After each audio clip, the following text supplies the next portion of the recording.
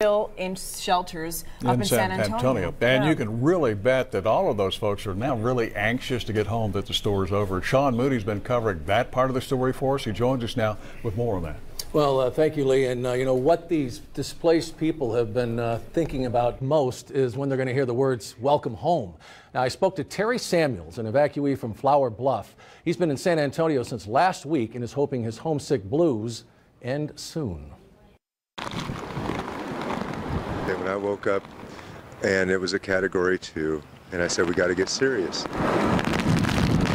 After reaching the transfer station, he got on a bus and ended up at Kazin Middle School in San Antonio.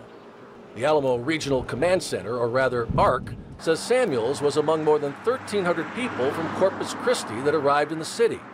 So far, Samuels says he's been well taken care of, but it's time to go home, although that has become a problem.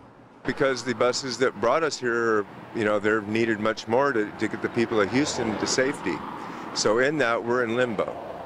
And so yesterday, after being asked millions of times, it seemed like, when are we going home? I decided to go ahead and make a phone call and call Paulette Guajardo. And so I called Paulette and I said, look, we've got a situation. We're stuck here. While Samuel says he has issues with how the mayor has handled the crisis, he says Councilwoman Paulette Guajardo has definitely stepped up to help. In a statement, Guajardo said, "We are being extremely careful on one hand that we bring people back to their homes so that they are able to move forward with their lives. At the same time, it has been an excessive amount of time that they have spent in San Antonio shelters. As a responsibility to them, though, we have to be assured that we bring them back to a safe place." Those overseeing the relief efforts say they're doing everything they can to get the residents of Corpus Christi home.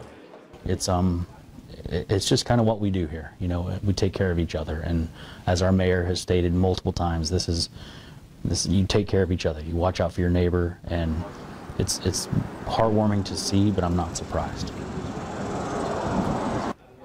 Now, Councilwoman Guajardo says she expects the remaining 800+ evacuees in San Antonio are going to start coming home tomorrow.